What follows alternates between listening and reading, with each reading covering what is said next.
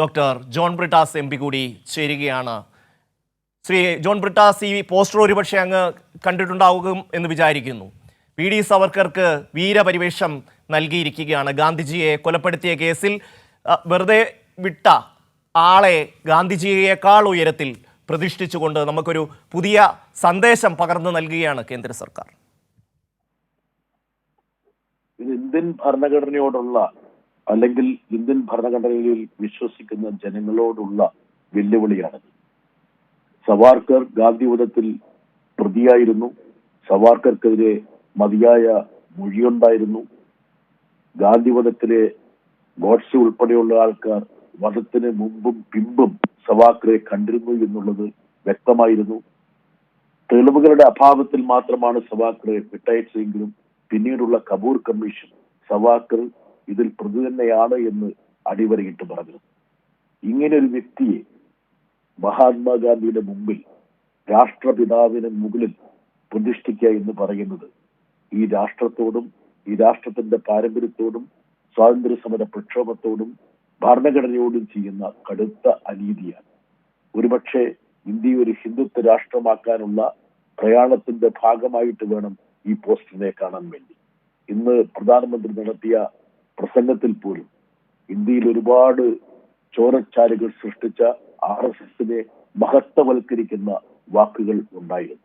ഇതൊക്കെ കൂട്ടി വായിക്കുമ്പോൾ ഈ രാജ്യത്തെ വളരെ അപകടത്തിലേക്ക് കൊണ്ടുപോകാനുള്ള RSSന്റെ ഹിന്ദുത്വ ശക്തികളുടെ പരിശ്രമത്തിന്റെ അല്ലെങ്കിൽ നീക്കത്തിന്റെ ഗൂഢതന്ത്രത്തിന്റെ ഭാഗം തന്നെയാണ് ഈ സവാർക്കർ വീരാരാധന എന്ന് കൃത്യമായിട്ട് പറയാൻ കഴിയും.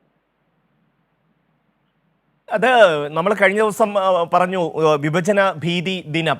ഇങ്ങനെ പുതിയ കുറച്ച് സിംബൽസ്, ബിംബങ്ങൾ ഈ പുതിയ തലമുറകളിലേക്ക് ഇവരങ്ങ് പകർത്തി വിടുകയാണ്. ഇത് ഈ ചിത്രം കാണുന്ന ഒരു 10 20 വയസ്സുള്ള അല്ലെങ്കിൽ ഒരു 15 വയസ്സുള്ള ഒരു കുട്ടിയുടെ മനസ്സിലേക്ക് ഈ ഒരു അതിന് വേറെ കമ്മ്യൂണിക്കേഷൻ ഒന്നുമില്ല, ഈ ചിത്രം മാത്രമേ ഉള്ളൂ.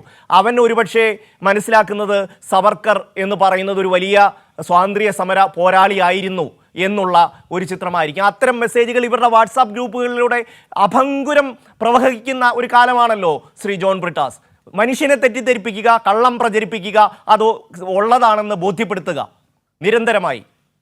പുതിയ ചരിത്ര നിർമ്മിതിയിലാണ് RSSും മോദി ഗവൺമെന്റും വ്യാപൃതരായിരിക്കുന്നത്. പ്രക്ഷോഭ സമരത്തെ, ഇന്ത്യൻ സ്വാതന്ത്ര്യ സമരത്തെ ഒറ്റുകൊടുത്ത പാരമ്പര്യം മാത്രമാണ് സവാർക്കർ.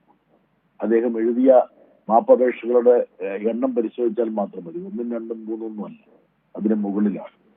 അത് മാത്രമല്ല, മോഡി സർക്കാർ എല്ലാ കാലത്തും സവാർക്കർക്ക് ഒരു വീരാരാധന നൽകാൻ വേണ്ടി ശ്രമിച്ചു. പഴയ പാർലമെന്റിന്റെ സെൻട്രൽ ഹാളിൽ മഹാത്മാഗാന്ധിക്ക് എതിർവശമാണ് സവാർക്കറുടെ ചിത്രം തൂക്കിയിരിക്കുന്നത്. അതെന്തിന്റെ തെളിവാണ്?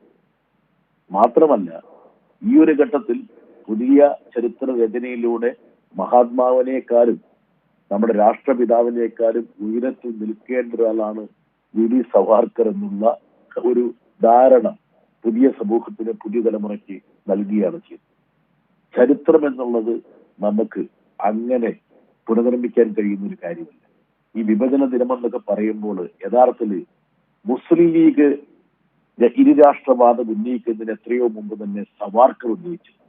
ഹിന്ദുക്കളും മുസ്ലിങ്ങളും ഒരുമിച്ച് പോകില്ല, അതുകൊണ്ട് ഇത് 2 രാഷ്ട്രമാണ്, ഇത് 2 രാഷ്ട്രമാകണമെന്ന് മുസ്ലിം ലീഗ് പ്രമേയത്തിലൂടെ ഇക്കാര്യം പറയുന്നതിന് മുമ്പ് വി ഡി സവാർക്കറാണ് യഥാർത്ഥത്തിൽ ഈ ഇരുരാഷ്ട്രവാദം ഉന്നയിച്ചത്. യഥാർത്ഥത്തിൽ ഈ ഇന്ത്യയുടെ വിഭജനത്തിന് ഇവർ പറയുന്ന അല്ലെങ്കിൽ ആരോപിക്കുന്ന വിഭജനത്തിന്റെ ഏറ്റവും പ്രധാനപ്പെട്ട കർത്താവ് എന്ന് പറയുന്ന ആളാണ് സവാർക്കർ. ആ അർത്ഥത്തിൽ സവാർക്കറിനെ തള്ളിപ്പറയുകയാണ് യഥാർത്ഥത്തിൽ ഇന്ത്യ ഇന്ന് ചെയ്യേണ്ടത്.